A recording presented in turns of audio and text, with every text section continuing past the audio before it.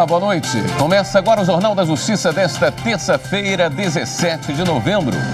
O Conselho Nacional de Justiça realiza o webinário internacional Brasil-União Europeia, Justiça e Políticas de Proteção Ambiental. O evento debate novas formas de atuação do Poder Judiciário na proteção da Amazônia Legal e das populações tradicionais. Esse é um dos destaques da edição de hoje. Você confere ainda. Ministro Alexandre de Moraes determina prisão domiciliar de blogueiro que descumpriu medidas cautelares impostas pelo Supremo. Tribunal Superior Eleitoral julga recurso sobre suposto registro de candidaturas femininas fictícias nas eleições de 2016 no Piauí. Superior Tribunal de Justiça lança coletânea de artigos sobre Convenção Americana de Direitos Humanos.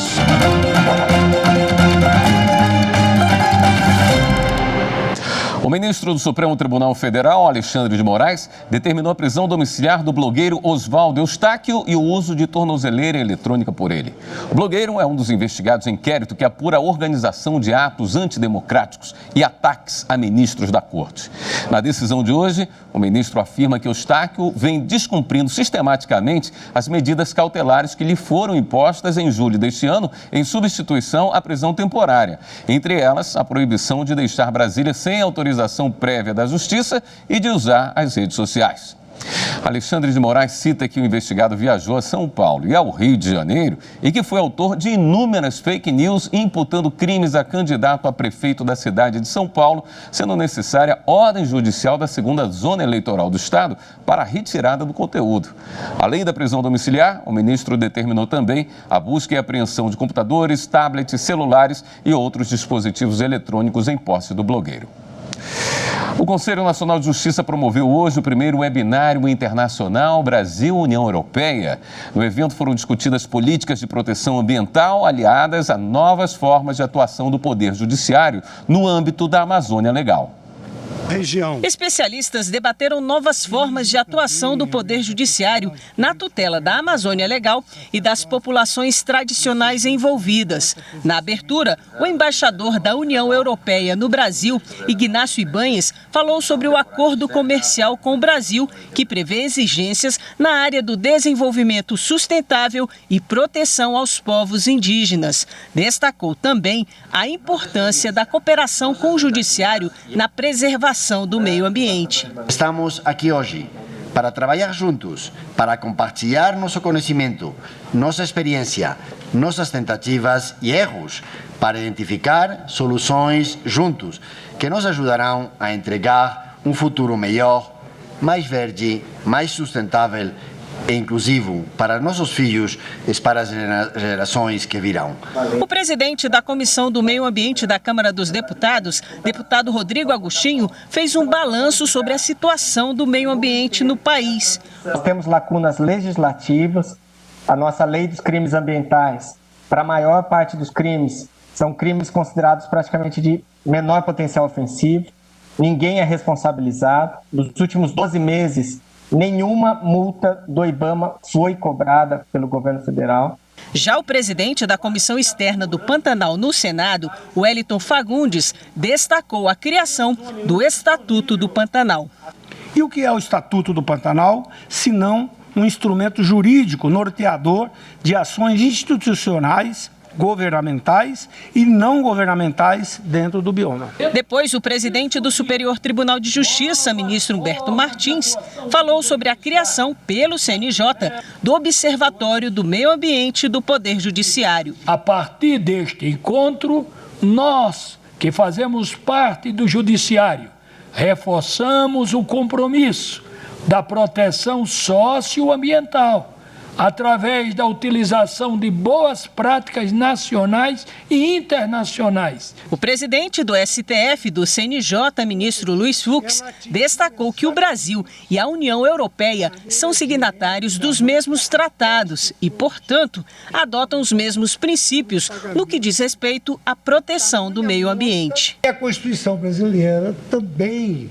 internalizou essa Carta de Princípios de Estocolmo, o Tratado de Maastricht sobre o meio ambiente, estabelecendo no artigo 225 que todo ser humano todo ser humano tem direito a um meio ambiente saudável, que é o consequência de uma vida digna, mas ao mesmo tempo tem também deveres de preservação do meio ambiente. Durante o evento foram promovidos 2 painéis. O primeiro abordou a questão da tutela do meio ambiente como política pública e judiciária.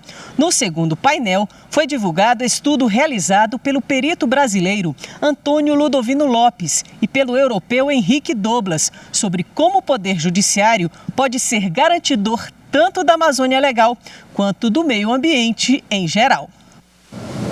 A segunda turma do Supremo Tribunal Federal retomou nesta terça-feira o julgamento do recurso apresentado pela defesa de Washington Reis, que acaba de ser reeleito prefeito de Duque de Caxias, mas que por causa de uma condenação por crime ambiental corre o risco de se tornar inelegível.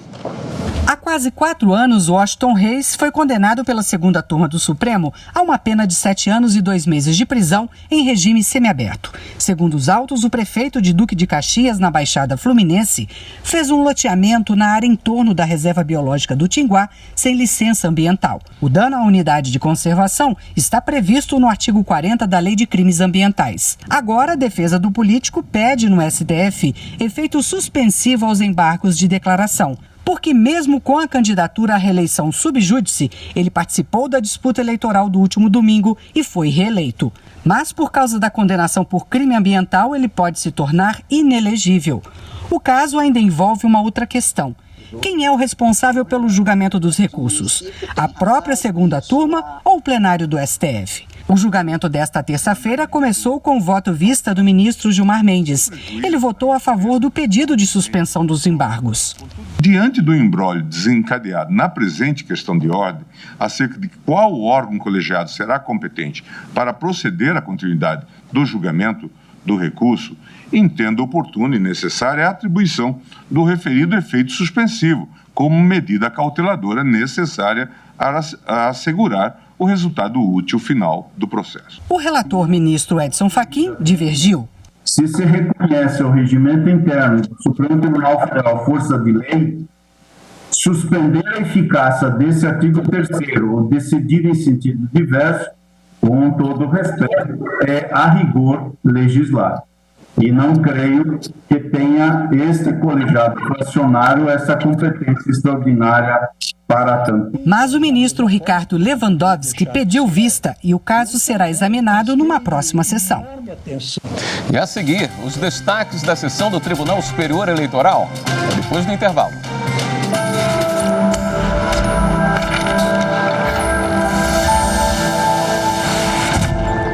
A nossa Constituição Federal de 1988 consagra em seu artigo 5º o direito de liberdade das religiões, mas cabe ao Estado propiciar a seus cidadãos um clima de perfeita compreensão religiosa, estando livre da intolerância e do fanatismo.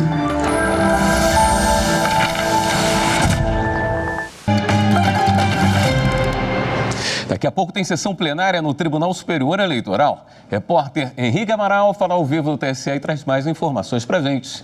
Oi, Henrique, boa noite. Boa noite, William. Boa noite a todos. O plenário deve julgar um recurso da cidade de Pedro Laurentino, no Piauí. O Ministério Público alega que uma coligação fraudou candidaturas de mulheres para alcançar a cota mínima de 30% de determinado gênero. Na ação, o MP afirma que 3 mulheres da coligação não receberam nenhum voto, o que confirmaria a fraude. Os ministros também devem analisar recursos sobre as prestações de contas de 2016 do Patriota e do PSTU. E o TSE divulgou o resultado de uma campanha lançada em junho para estimular a participação de jovens na vida pública. Com o tema Eu na Prefeitura, Eu na Câmara, a campanha recebeu vídeos de cerca de 200 inscritos de 16 a 25 anos. 14 vídeos foram selecionados. Veja a reportagem. A campanha foi uma espécie de convite para que jovens se interessem mais por política e um estímulo para que eles passem a refletir mais sobre questões como saúde, educação, meio ambiente e direitos humanos. O que você faria para mudar se fosse prefeita?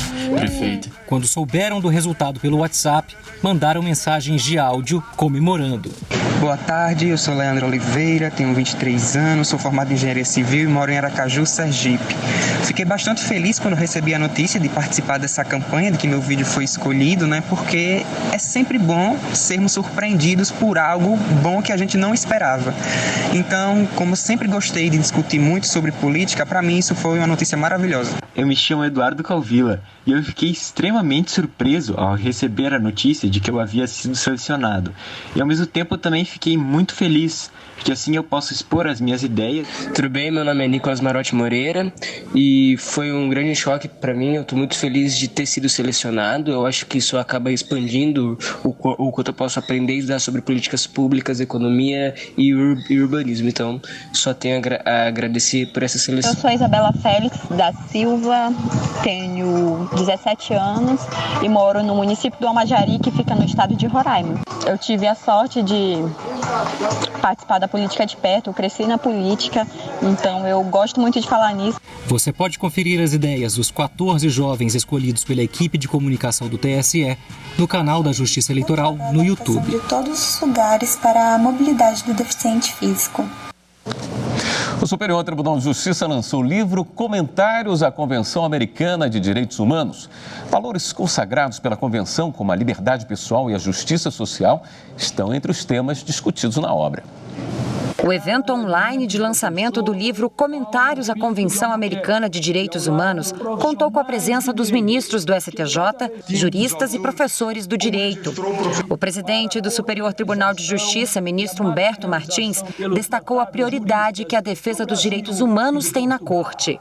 A este tribunal cabe, repito, uniformizar também a interpretação dos comandos da Convenção Americana e garantir sua plena efetividade em todo o território nacional. Nesse sentido, a obra lançada hoje será de grande valia aos ministros do STJ e a todos os profissionais do direito, que cada vez mais adotam a Convenção Americana como instrumento, como ferramenta para a defesa dos direitos humanos. Um dos idealizadores do livro, o ministro João Otávio de Noronha, falou sobre a importância da obra. Lançamos essa obra comemorando os 50 anos da Convenção de Direitos Humanos. O mais importante é lembrar que o mundo não precisa só de discurso.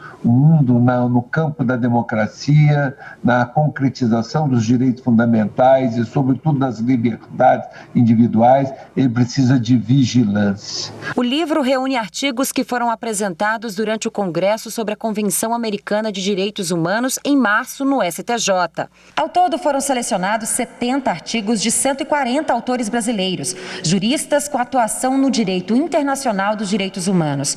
Os textos foram escolhidos pelo Conselho Científico do Congresso, numa parceria entre o STJ, a Faculdade de Direito da Universidade de Brasília, a UNB, e a Corte Europeia de Direitos Humanos. Foram cerca de 9 meses de diálogo constante com os autores, mas um diálogo muito rico, muito enriquecedor também para mim e para a obra, porque dessa maneira conseguimos alcançar o melhor produto final. A profundidade dos debates, o compartilhamento de experiências, o convívio com pesquisadores e juristas de diferentes nações são aspectos que nos estimulam e que servem para o amadurecimento intelectual e acadêmico dos nossos docentes e dos nossos estudantes. Os comentários detalhados sobre a Convenção Americana sob a perspectiva da jurisprudência da Corte Interamericana de Direitos Humanos trazem um olhar atual e voltado para os problemas do direito brasileiro.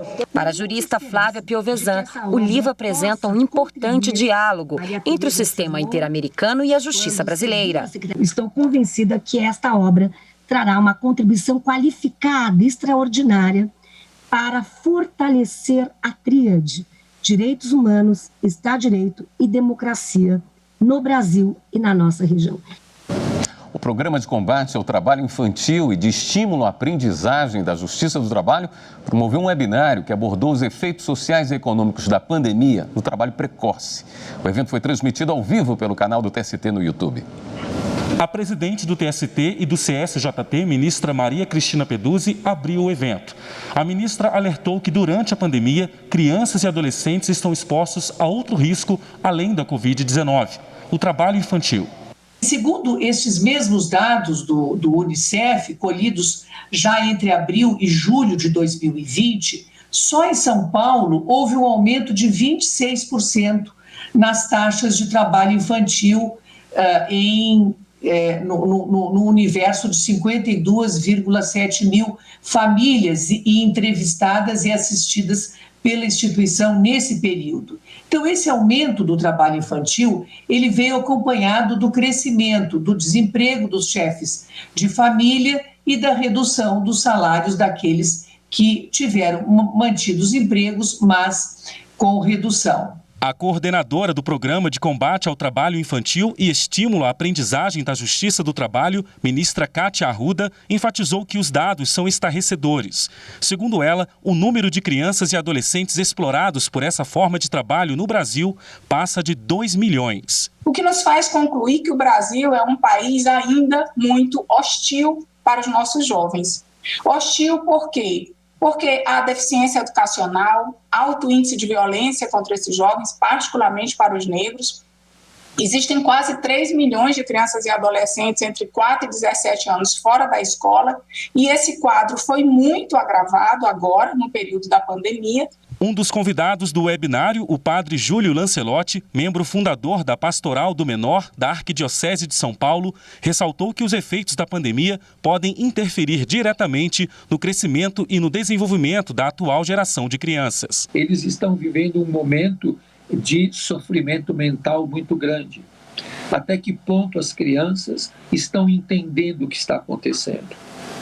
Até que ponto eles estão percebendo o que significa que todos os adultos estão agora de máscara, que mesmo que os que tinham trabalho não estavam podendo ir trabalhar. O ministro Lélio Bentes Correia abriu o painel sobre os efeitos sociais da pandemia no trabalho infantil e chamou a atenção para a importância de garantir os direitos previstos na Constituição da República.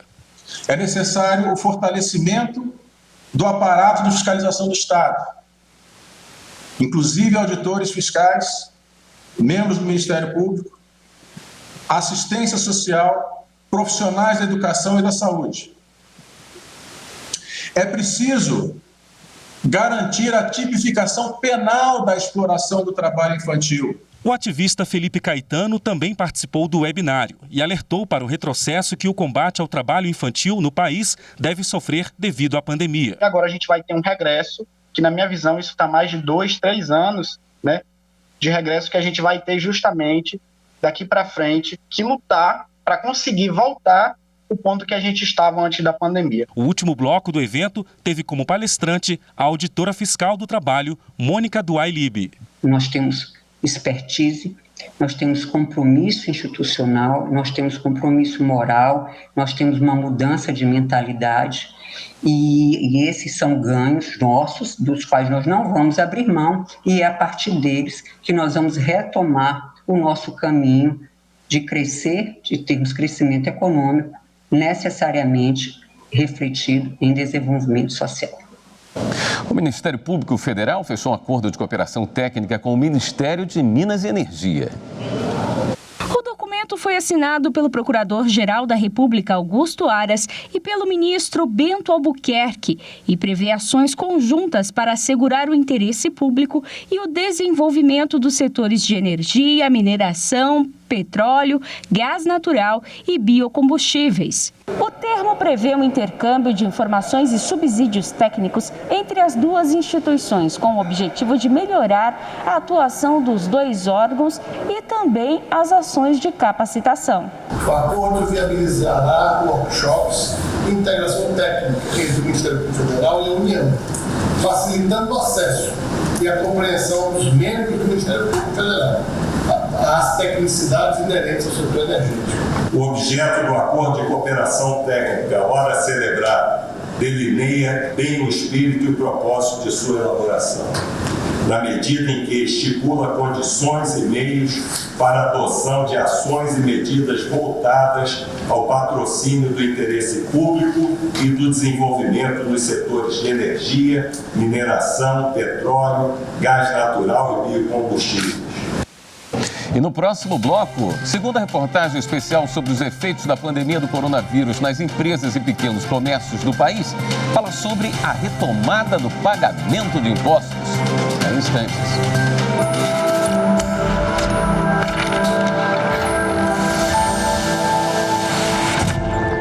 A Constituição Brasileira Federal de 1988 é a manifestação e expressão de toda a coletividade, de todos nós cidadãos.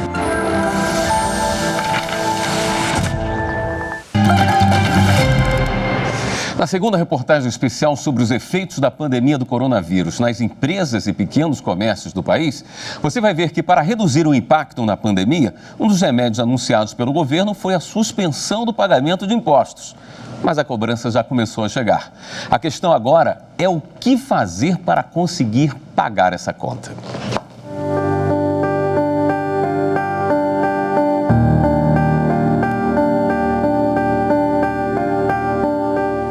O ano de 2020 começou como uma promessa. O aumento do crédito ao consumidor no ano passado, a expectativa de redução do desemprego e inflação baixa davam otimismo à economia. Mas aí veio o coronavírus.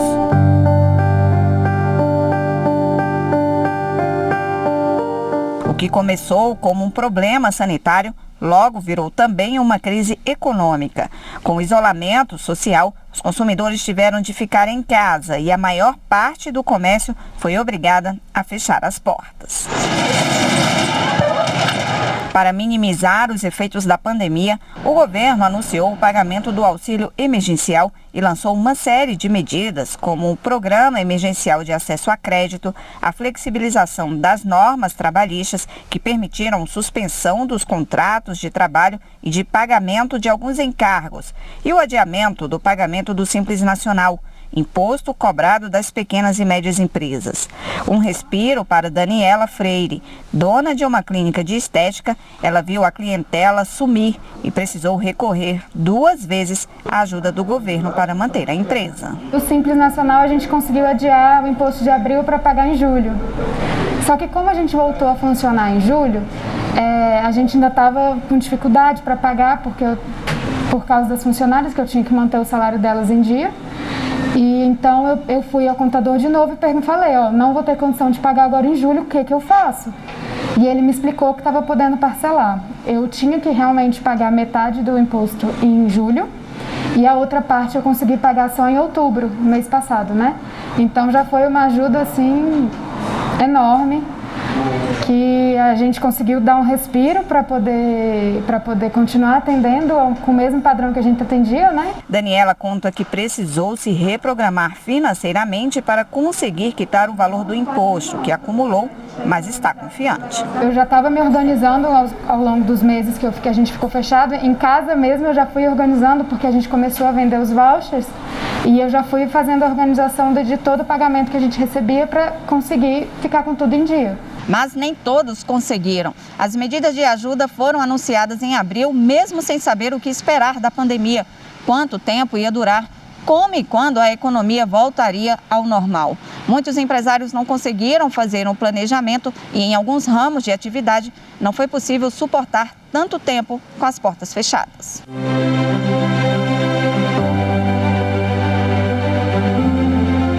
Assim como mortes das pessoas contaminadas pelo coronavírus, as baixas na economia também se acumularam. Pesquisa divulgada pelo IBGE em julho mostrou que mais de 522 mil empresas fecharam temporariamente ou definitivamente. As pequenas, com até 49 empregados, foram as mais afetadas. Na divisão por setores, o de serviços foi o mais prejudicado. Depois veio o comércio, construção e indústria. Este advogado explica que entre as empresas que sobreviveram, muitas ainda estão com o destino incerto. Algumas empresas tiveram uma queda de faturamento da ordem de 70%. Então tiveram que recorrer a financiamentos para custear sua folha de pagamento, né? E então Como o que foi previsto não ocorreu na prática, as empresas estão numa encruzilhada, porque elas têm que pagar esses empréstimos que elas contraíram, têm que pagar os impostos devidos agora e esse passivo tributário anterior. As empresas que não conseguem pagar estão sujeitas às mesmas penalidades impostas no período anterior à pandemia. O advogado acredita que o Estado deve anunciar novas medidas. O tipo de ajuda ainda não está definido, mas, segundo ele, entre os acadêmicos já tem até um nome: direito tributário de crise. O que se poderia fazer é utilizar o tributo como um meio de induzir comportamentos, como um meio de fomentar a atividade econômica, de garantir a preservação das empresas e dos empregos. Então já se pensa num direito tributário de crise, que hajam medidas legislativas já concretas que possam prever instrumentos de natureza tributária para auxiliar nesses momentos de crise. Para quem espera uma nova ajuda, a Daniela tem um conselho: se organizar sempre. A gente sempre tem que ter um pouquinho guardado para, em casos como esse, a gente não passar apuros.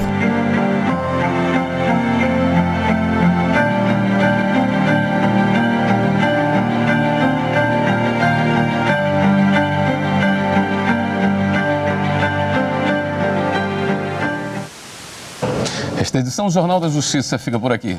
A seguir, você acompanha a sessão do Tribunal Superior Eleitoral. Boa noite, até amanhã.